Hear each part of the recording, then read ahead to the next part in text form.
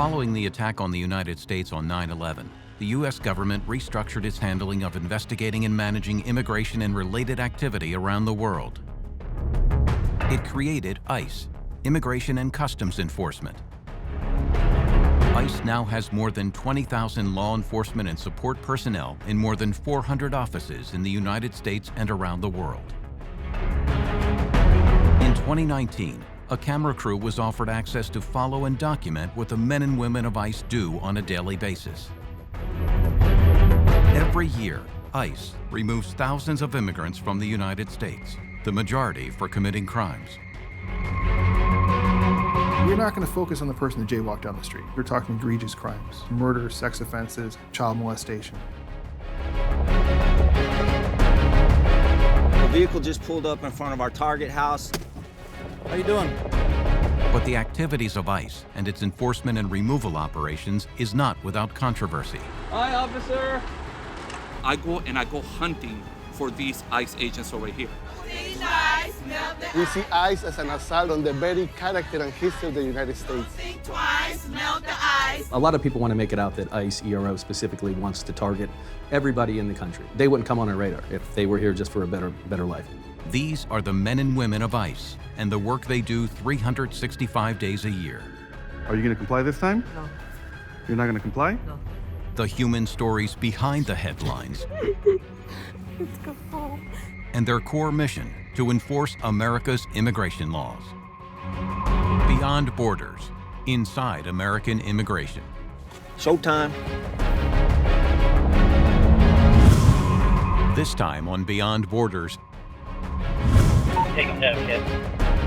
a Salvadorian murder suspect and gang member is tracked down to the streets of New Jersey. A woman is released back into her community with an ankle monitor while her case is being processed by a federal judge. We go inside the dining facilities at the Otay Mesa Detention Facility on the Mexican border near San Diego. We see how detainees receive medical treatment at Florence Detention Center in Phoenix. A Mexican fugitive suspected of money laundering and narcotics distribution is apprehended in Tucson. And the clock runs down for a Guatemalan man wanted for illegal entry into the United States.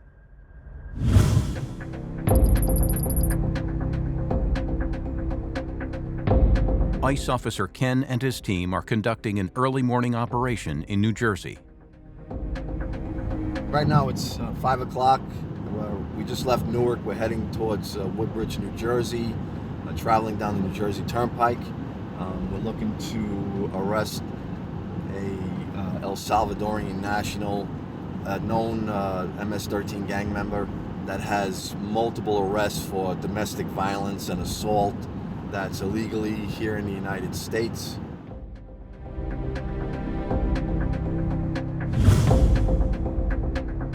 MS-13 is a violent criminal gang whose roots date back to 1980s Los Angeles. Early members were from El Salvador, young men escaping the 12-year civil war in their home country, infamous for its extreme cruelty.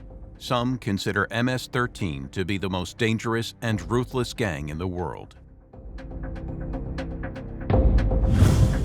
We're going to set up by his last known address that we have.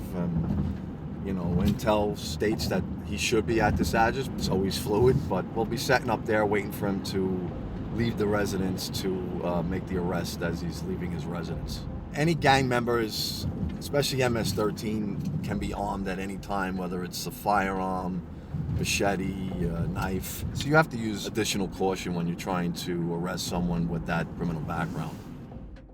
We're here to keep the community safe, and that's what I feel the main job and the main function of ICE as an agency is, and we do a very good job of it. Unfortunately, the barriers that we're facing now make the job harder.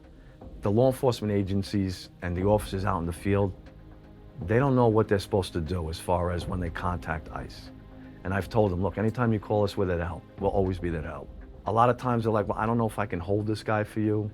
I'm not sure if we're supposed to call you. So what this Immigrant Trust Directive has created is confusion. And being a law enforcement officer, the last thing you want out in the field is to be confused.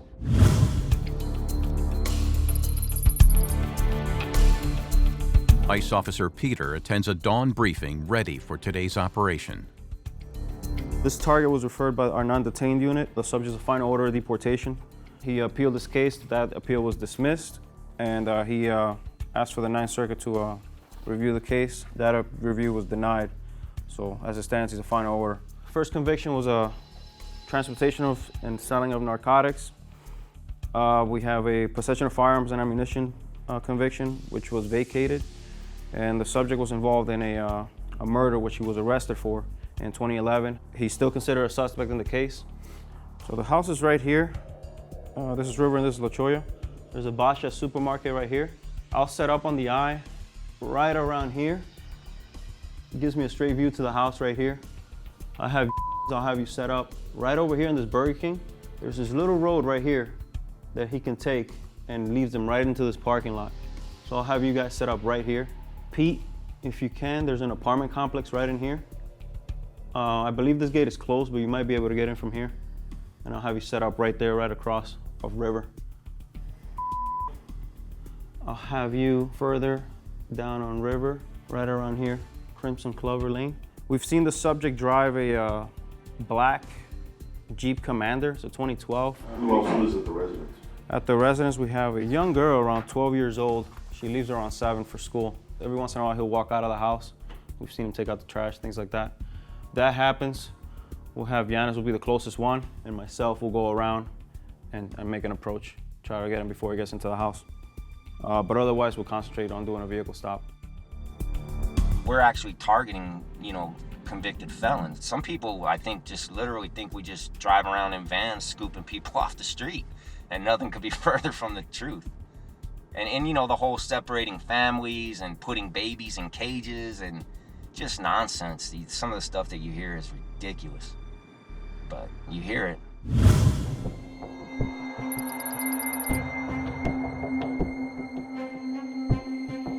It's sunrise in Newark, and ICE Officer Jose is hoping to arrest a Guatemalan illegal immigrant who is wanted on a charge of driving under the influence, or DUI. You see him still? Are you all on Mount Vernon, or where are you guys at? 2 of us are on Mount Vernon. 1 is on Manor. Okay, so we're down the street. We're actually came in through Mount Vernon, so we'll just chill over here. If you guys are gonna do a vehicle stop, let me know. Okay, roger, sir. Yeah, I figured it'd be better off if we do a vehicle stop, security purposes and everything. Yeah, no, that'll be perfect. Okay, excellent, sir. All right, yep, we'll call it out. You'll hear us on the radio. Okay, sounds good. Thanks, sir. Bye. Newark is considered a small field office. It's a little bit over 200 employees. We service all 21 counties in the state of New Jersey, but we also partner with our partners in New York and Philadelphia. We do joint operations all the time. So my job is to make sure that our enforcement is done judiciously and efficiently. So we prioritize criminal aliens first. Murder all the way down to what I think DUI is a public safety risk. So I'm gonna prioritize you. I'm gonna go after you, and I'm gonna take you off the streets.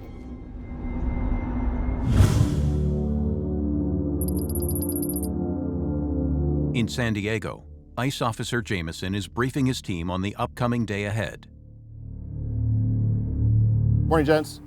We got about 10 targets today, all across the city of Escondido here in California. They're going to range from domestic violence to DUIs, and of course, we always have our advocates walking around. So I want you to watch your 6, make sure that you have your cover with you at all times. Have good tactics. If you need something, I'm going to be there. Some of the other supervisors will be there. And if there's any incidents, Palomar is going to be our closest hospital. So make sure that you and your partner put out the distress, and we'll get there as soon as possible. Be safe and call me if you need me. Enforcement and removal operations is literally the U.S. Marshals of Immigration Services. We not only arrest the person, but we detain the person, and then we remove the person back to the country. The Border Patrol is meant to hold the line on the border and then determine and detect those illegal aliens or contraband from coming into the United States. The checkpoints that we deal with here in San Diego are just an equivalent of the border at specific locations they decide to deploy. We, as ICE and enforcement removal operations, not only deal with the people that they end up coming in contact with, but our own as well. So therefore, ICE in general does detention for all immigration, and ERO not only does the detention and focuses on that detention, but also does the enforcement as well.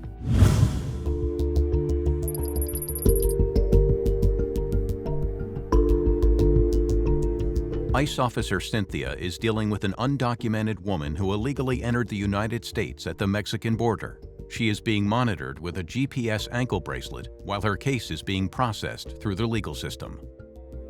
This person was placed on a GPS on the border when she came in. She's gonna live down here in Miami, so she's kind of like a high risk. So instead of putting her on a detained setting, she's non-detained, but with an ankle bracelet to where she has to comply with several requirements, like she gets home visits, office visits, until we are satisfied that she will be compliant with the program. Between them not having any documentation, we really don't know where they're going to be living. We just want to make sure that they are coming to where they're saying they're going. And it's a GPS unit, basically just like any GPS. It sends signals. So whenever we have somebody that is tampering with their bracelet, we get an alert. They're called emergency reports. If we actually have somebody who cuts it off, they also get an emergency report. So this is constantly coming back and forth, beaming and being tracked. She has brought in her passport. She's been compliant with her office visits, her home visits. We have had no emergency reports on her, which means she's been good with everything we've asked her to bring in, any documentation that we've asked her to bring in, she's been good. So we no longer require her to be in the program. Additionally, she has a court date, which is longer than 12 months from now. So we're gonna take her off the program and put her just in a regular non-detained setting. A lot of people are here illegally and might never get encountered by immigration because they're basically following the rules, not getting in trouble here. It's those people who come here illegally and then they go commit a crime. Of course, you're in jail, you're gonna run across ICE radar because now you've committed a crime, and we're gonna do our job.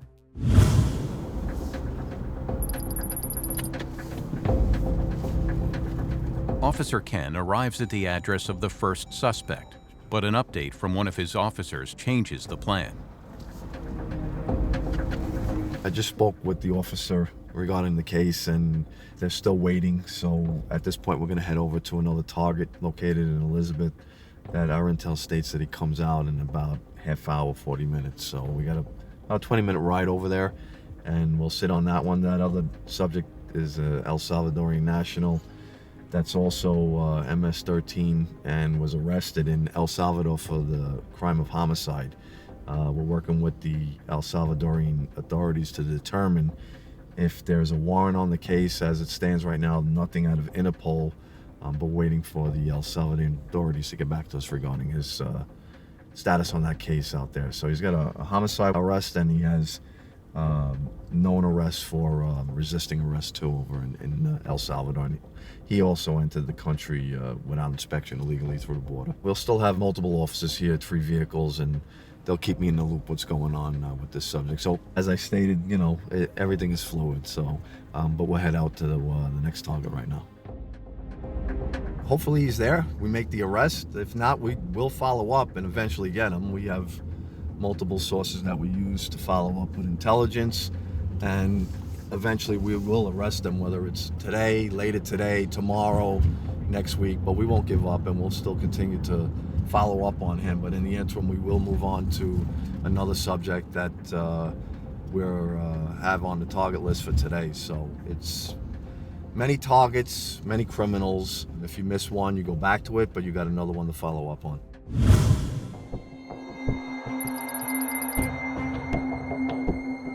In Newark, officers think they have spotted their suspect. Hi, Cam. Dude, that's him. Is he on foot? Is he going to? Oh, he's going in this van right here, dude. Yep, this gray truck right here. Hey, here he goes. He's going on Mount Vernon, going say southeast. Right, let's get ready to do the vehicle stop. Okay. It's on Mount Vernon. He's approaching the light now, dude. 4 cars, 5 cars off. What's the make and model of the vehicle? Big gray Dodge truck is at the traffic light of Manor and Mount Vernon. I see it.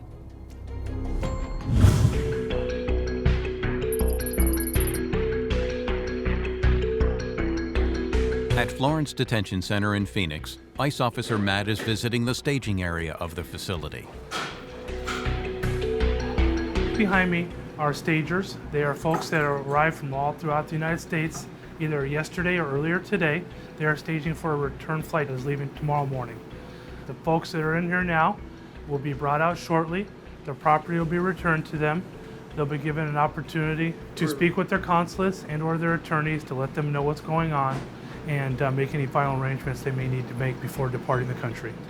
Once they're on the flight, they return to Guatemala. The other end, there are officials from the government of Guatemala that meet the aircraft. We call them off the plane. Those officials greet them, bring them into a reception area. In that reception area, they work with them to coordinate bus rides home into their communities and also to assist with medical care if need be. ICE is not going out looking for these people. We have our hands full with the majority of the criminal aliens that are out there committing crimes. We're working with the local authorities to pick them up out of county jails after they've been arrested for a variety of crimes, or we're working with the immigration courts for those who fail to show up for immigration proceedings and defy the judge's order to remove themselves from the United States. If they were to blend in society and not go out and commit crimes, 99% of the time we would never know they were here.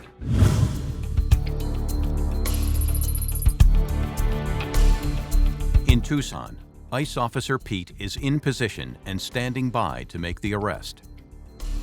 At 7 o'clock, because we want to wait until the sun comes up a little bit, he's going to go ahead and attempt what I was talking about earlier, which is a knock and talk. And so all we're going to do is basically move up. It's going to be the 5th house in on the left in this cul-de-sac straight ahead. I had him tap his brake lights, which is just a way for me to make sure that I'm in a good position before we start rolling up. I was 99% sure that was him right there, but I wasn't positive, so just a good way to check. And it's 6:22 right now, so if nothing happens by 7, we're gonna roll up and go ahead and attempt the knock and talk. And I'm not sure what tactic they're gonna use, if they're gonna try to ruse their way in, or if they're gonna try to come, be direct with it, or what. So we'll see. I hope it's successful. Honestly, I hope the guy gets in a car and drives somewhere before 7 o'clock, because that's always a lot better way to do it is in the street.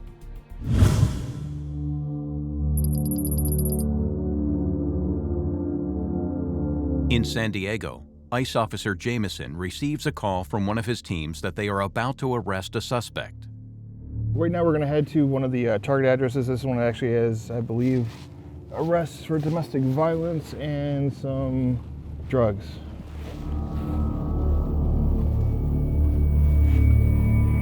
Arresting somebody. Yep. You good? Sir, this is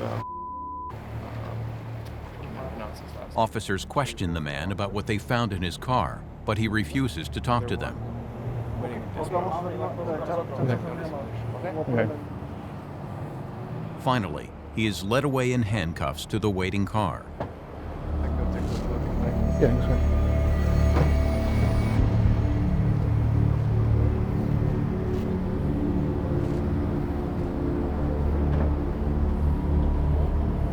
So one of our targets this morning obviously came out from go to work, and they found him as he was starting to walk to the transit station. It was a quick arrest. He has threat convictions, his prior removals from the United States, and as I said, he has an order of deportation. Now he'll be taken into custody. He should already have most of his documentation already printed out for charging documents to be put in front of the immigration judge. He'll be transported back down to the San Diego field office for to be put into detention at all time. He'll end up seeing a judge in probably about a week, 2 weeks, and he'll be able to determine whether or not he's going to have any type of relief, stay in the United States, or he'll be removed immediately.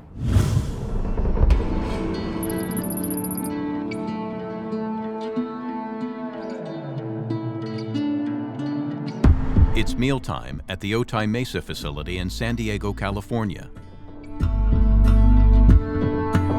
We feed over 1,100 ICE detainees every day, 3 times a day. So breakfast, lunch, and dinner. The food court is just a small window, so just enough to get your hands in the tray through.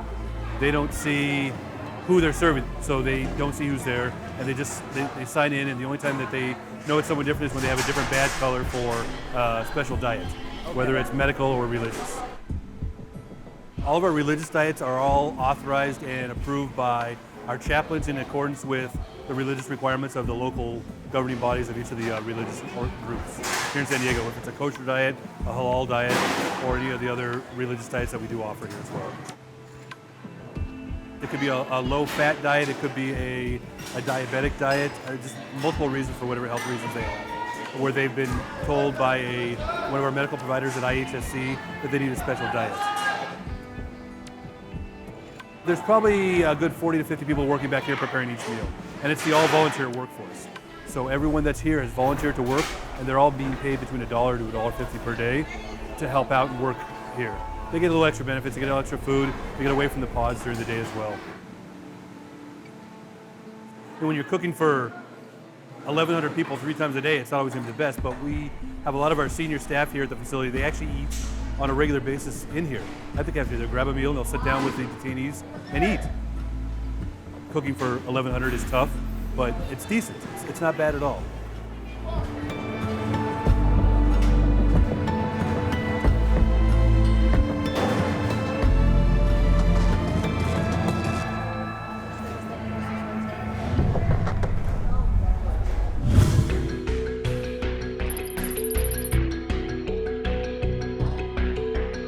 ICE Officer Christine is inspecting the staging facility, the area used by detainees prior to their deportation. Deportation is not a punitive measure. Deportation is a civil measure. So there are a couple of different bars that apply. It depends on how many times you've re-entered the country and what kind of removal order you have. It could be 5 years, could be 10 years, could be 20 years, could be a lifetime bar. They have family here, they have homes here, they have community here, and they're going to keep trying until they can get back and try to reassimilate back into the community without being detected. The inspection moves to the visitation area. Nationalities vary. We have people here from over 49 different countries currently. Top 3 population is going to be Mexico, Guatemala, and then India is going to be close third. Tomorrow there's a large flight to Guatemala, Honduras, El Salvador going out. So we do have some females here in medical that are being screened for tomorrow's flight. Detainees awaiting deportation receive full medical support with access to doctors, nurses, and rehabilitation programs. They also receive free dental care while in immigration custody. The U.S. authorities are keen to stress that these detainees are not prisoners, that immigration violation falls under a different category to those other people who commit criminal offenses in the United States. As such, detainees receive a high standard of medical, dental, and pharmaceutical care.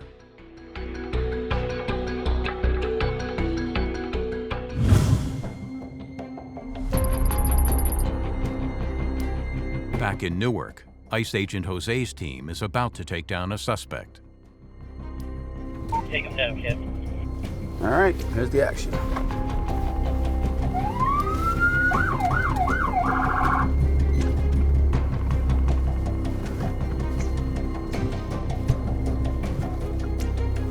The guy's right there, so I'm gonna try to get up over these. As ICE officers confront the suspected illegal immigrant, the Guatemalan stands his ground. Officers state why they stopped the car and tell the suspect he is wanted by law enforcement.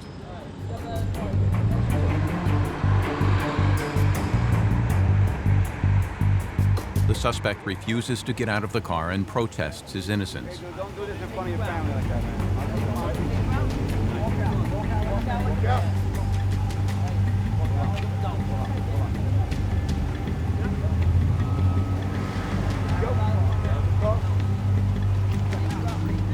Officers are determined to extract the suspect without involving the other people in the car.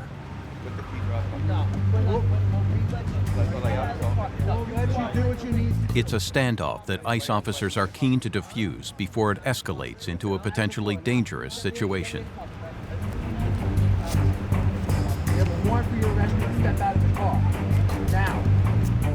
While the suspect is initially uncooperative, he then actively resists arrest. Get him out of the car. Go, bud. Make it off. Officers must now use reasonable force to make the arrest. Get down. Get down on the ground. Get down. Put your hands behind your back. Let me. Put your hands behind your back. Let me put my phone. Put your hands back. Put your hands behind your back. We gave you a chance before, all right? I have his knife. I'll take care of everything once you're secure, all right? All right. That.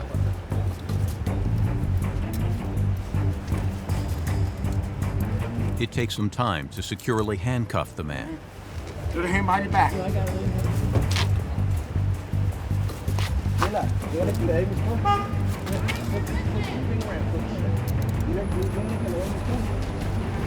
Give him two? Yeah. My nail? The knife from how many feet? Why? I'm going to give you one knife. I give you a knife. No, I have his license. I'll take care of everything once I'm done with him. Then, as a precaution, officers search for any concealed weapons.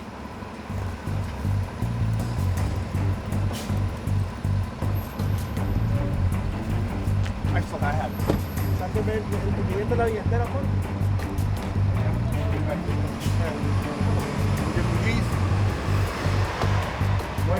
The suspect is clean.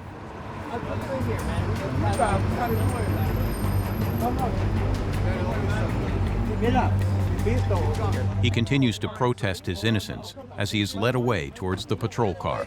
All right, don't worry about that. Try grab the other arm, man. What do you I don't know what's happening. No. The officers struggle to get him into the car. What did my phone? We're going to get it for you. We'll get it? When we stop fighting, we'll get all your stuff, dude. Relax. Eventually, he realizes there is no way out of this situation and complies. Go reach over and put the belt on him. We stopped the vehicle, conducted a vehicle stop. He resisted, didn't want to leave the vehicle. He presented a danger to us because when he's resisting like that, we don't know if he has anything in his pockets, we don't know the occupants of the vehicle, so we try to remove him as quickly as possible. We had to use force. The amount necessary to get him out of the car, so as you saw, it was the minimum force necessary to get him in custody. So now he's in custody. He'll be taken to our detention facility, and he'll be able to make phone calls there. But right now, we're just trying to secure the scene.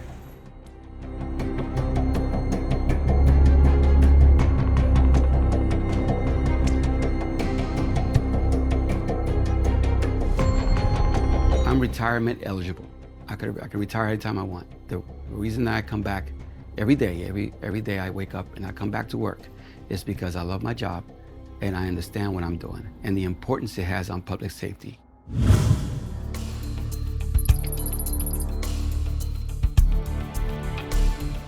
In Tucson, Arizona's second largest city, the target of today's operation is a Mexican fugitive with previous convictions for possession of firearms, ammunition, and narcotics.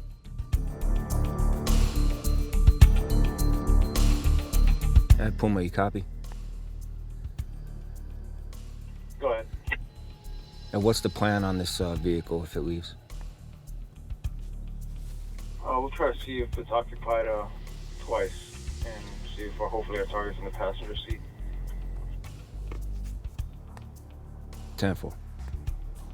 So basically, he's thinking that this guy came to pick the target up. So what we'll do is we'll do what's called the takeaway. So if the vehicle leaves, we're gonna follow it. We'll try to get a positive identification on the passenger. And if the passenger is the target, we will conduct a vehicle stop and we'll try to hopefully be able to take our target into custody at that point. 10-4, you wanna take it away? All right, this is gonna be our target. Showtime. 10 vote. All right.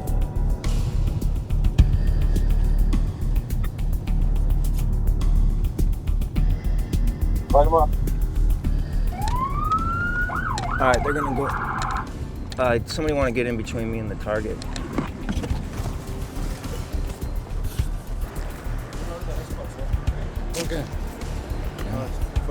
Estado de los Estados Unidos. Estoy con inmigración. Sí, señor. ¿Tiene armas en el vehículo? ¿Droga? ¿Arma con usted? ¿Seguro? This time, the arrest is straightforward and the suspect does not resist.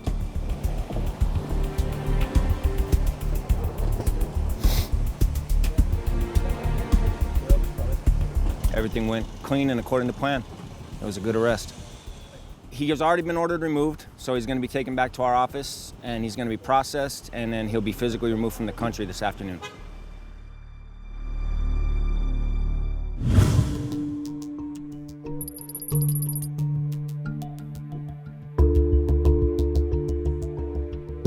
For the most part, most of our ATD people are non-crims, so really their biggest crime is being here illegally. And of course, everybody's trying to look for a better life, so we ask for documentations. We actually assist them with looking up when their court dates are, and in any way that we can help them as much as immigration-wise we can, we do. She entered the country without permission. It was the only way she could get here. And then she got caught by immigration as she was doing so. So she's been put in the removal procedures, which frequently entails detention or just being placed under orders of supervision or things like that while the procedures go through the courts and everything. Depending on the judge and the court and everything, but her next hearing might not be for years. So they're going to be in this stage of limbo, essentially. It could be anywhere from 2 to 3. I think I know another attorney who recently got their next hearing in 2024. So it could be a very long time, yes. Meanwhile, the detainee's ankle tag has seized. Reportarse en esta oficina, okay? Perfecto. They've been there for a while, they get, kind of stuck in there, so sometimes you have to work with it a little bit. The way this ATD works, you're wearing either an ankle monitor or what's called SmartLink. SmartLink works out of your cell phone. So if you have a smart cell phone, we download an app into your cell phone, and then you're checking in what would be virtually like a selfie. We start you off with a GPS, and then if you're being compliant, we'll move you to a SmartLink, and then after that, you basically graduated the ATD program, and if you've complied with all the requirements, we'll remove the bracelet, and then you can continue on as a non-detained reporting either every year, or every month, 3 months, just depending on how your case is going. Me podía caminar, usted también se podía bañar. Para caminar, siempre me terminaba pelando y como me tocaba ir a comprar con él. When we do put them on, it's kind of like putting handcuffs on. You measure to where you put 2 fingers in the middle. That way you know that it's not going to be so tight. She's free to go now. She's going to go down to our contractor site, and they're going to close her case out there because, like I said, when you're on ATD, you get home visits and office visits. So we'll send her back to ISAP. We are going to send what's called the termination paperwork to our ISAP office. They know that we have taken her off the program, and they'll close their case out with her. And then just check back in a year, as your OSU paperwork says, and then she just comes here to Miramar every year. We're not here to get people that just come here to get a better life. We're here to help you, but of course, if you're going to break the rules and regulations, we're going to do our jobs and put you back in detention or send you back to your country. But I'm very proud of being ICE.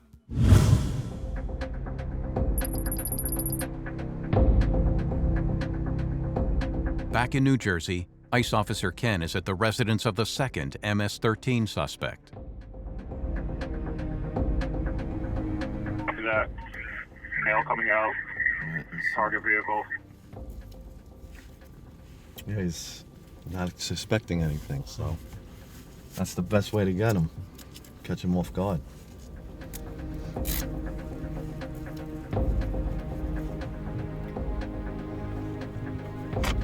Target vehicle's backing up. The moments just before an arrest are always tense for officers. Target vehicle's on the street.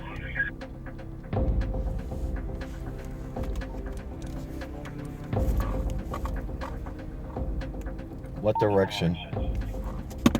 Coming towards me, coming towards me. Okay. he's going. That's our car right there.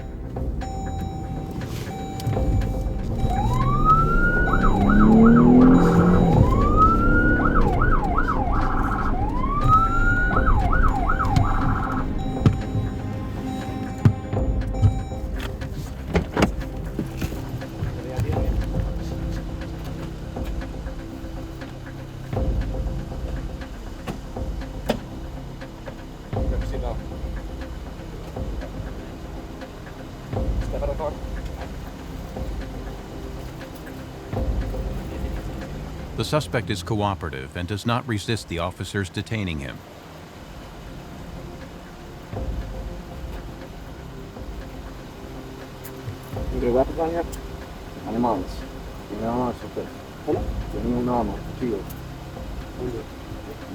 Encima. ¿Qué tienen los bolsillos? Oh, no, no. Nada.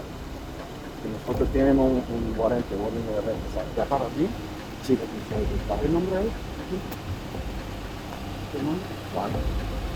Yeah, Officers take the suspect to the waiting patrol car.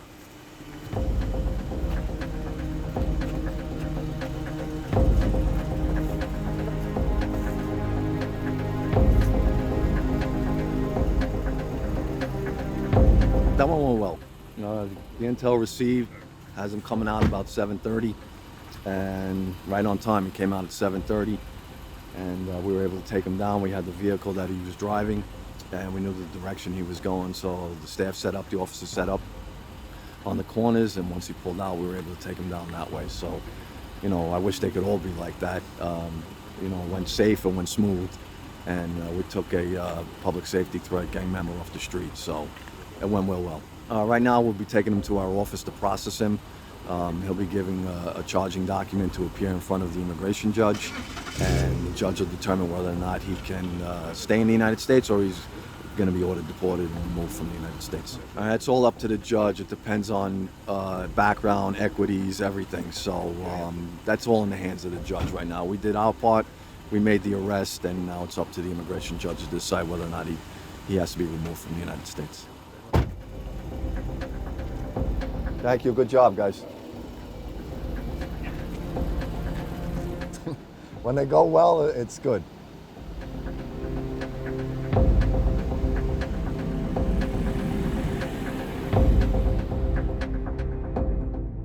It's unfortunate the way we're portrayed in the media. All we're doing is enforcing the laws that were passed by Congress. Each person that we're going out, each individual that we're seeking, it's targeted enforcement. What that means is that I have officers that research and investigate cases. They will then take that case to our legal department. So our officer principal, legal advisor here in Newark gets involved. They check the crimes, determine if the subject is legally sufficient to issue a charging document, which we call a notice to appear, for them to be, arrested. Once that's done, they take that case to their supervisor. The supervisor reviews the case, make sure everything is correct. And once the supervisor reviews the case, they then bring it to me. And then I go through and do all the checks again. So you're talking about a triple check of an individual that we're seeking to arrest, that we have a probable cause, we know they're here illegally, they've committed crimes, or they're an immigration violator, and we go out and that's who we're looking for. There are no sweeps conducted by ICE ERO, and that's another false narrative that gets plastered across the media, and it's so far from the truth.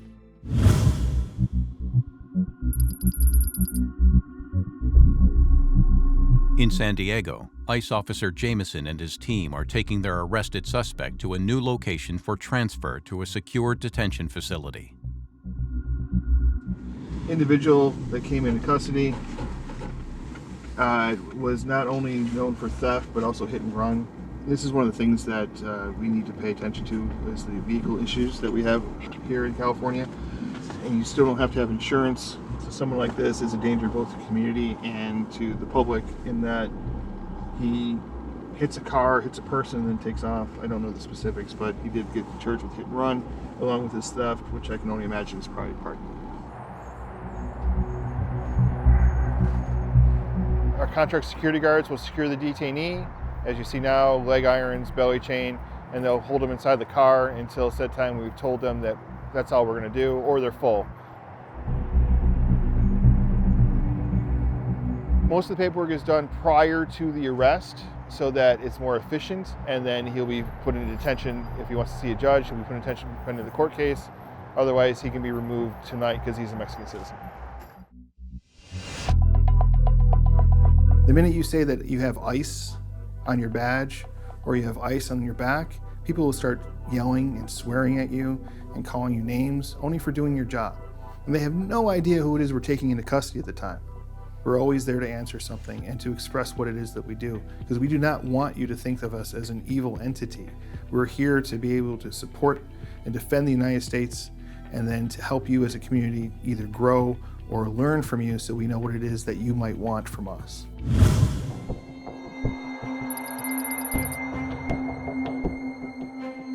In Newark, ICE Officer Jose is back at base after a successful day. We had teams in Newark, New Jersey and Elizabeth, New Jersey, and they all reported arrests. So we had arrests from various countries with criminality backgrounds that ranging from aggravated assaults, murder, domestic violence, DUIs. You know, we had a gang member out there. All those people are now out of the community, which makes our communities much, much safer. When we stop a vehicle, we oversaturate that area with law enforcement. They see all this law enforcement, it goes through that fight or flight mode in your mind, where you go, well, I don't know, I can run, or I can get away with this, but then you start seeing more and more officers arrive, and your chances of escape lessen. So that went through that gentleman's mind. He first maybe saw just one officer, and then he's still thinking, he's in shock. He's like, I don't want to go. So he's hearing this nonsense in the news that, you know, that we don't have the authority to do what we do. So those things go into a person's mind, whether they actually want to flee or just give up. And it takes a minute, so we do allow that time to sink in. You saw out there that we didn't just grab the guy and, you know, we gave him plenty of warnings. We actually talked to the other occupants of the car to convince them that it's a good thing they maybe just give up instead of having us do actual force to bring it into our custody. So we take every precaution, but that's an inherent nature of our job, that some will resist, especially the criminal elements like the gangbangers and stuff like that. They usually always resist. So that's why we oversaturate the area with police. And once they see that, we usually have compliance. So now they go through due process, right? So they come here where we process. We take their biographical information, their fingerprints, and they go through their paperwork. If they have not seen a judge yet, then one will be scheduled for them to see a judge. They go through that due process. They still have to. The judge actually makes determination for them to actually be removed from the country. It's not us. The ones that know that we're after them, they do take every precaution. They live lives really day by day. Times like today, it's going to happen, where the end of the road, right? So you get arrested, they know they're going to be brought here. Some of them resist, some of them don't. It's just the nature of the law enforcement work.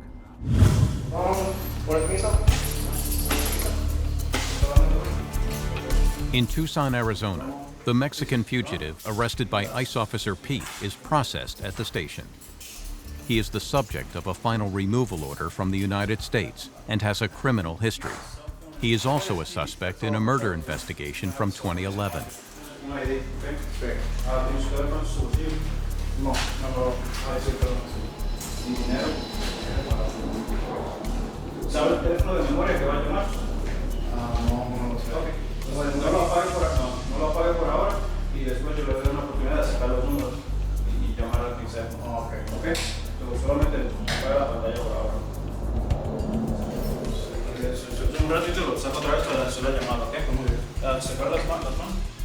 Even at this stage in the arrest, officers cannot afford to take any chances with recently detained suspects.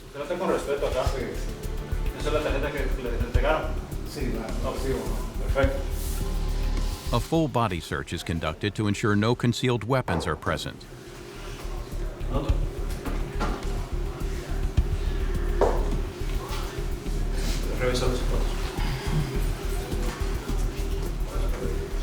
Y le van a dar una copia de eso también. So, la propiedad del cinturón y todo eso es separado y esos son los valuables.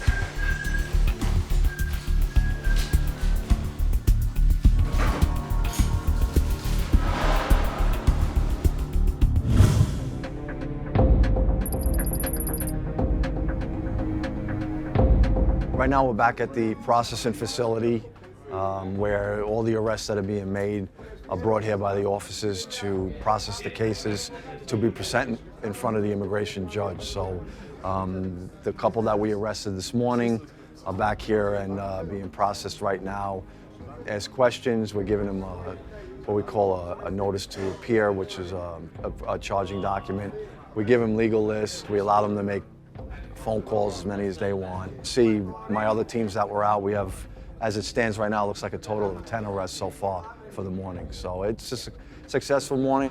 Every one of these people is a public safety threat. They're no longer on the street, and now they're gonna have to go before the judge. The judge will determine whether or not they could stay in the United States. But from our point of view, and we've basically done our job, is to get them off the street, remove that public safety threat, and now let them have their chance and time in front of the immigration judge. Later, the Guatemalan DUI suspect was deported to his home country. Despite numerous appeals against his deportation order, the Salvadoran MS-13 gang member was finally removed from the United States in January 2021. The Mexican national arrested in Tucson was deported back to Mexico later that day. The lady with the ankle bracelet remained in the United States. She has applied for U.S. citizenship. The Mexican suspect with theft and driving convictions was issued a final removal order from the United States and voluntarily returned to Mexico. The work of ICE continues.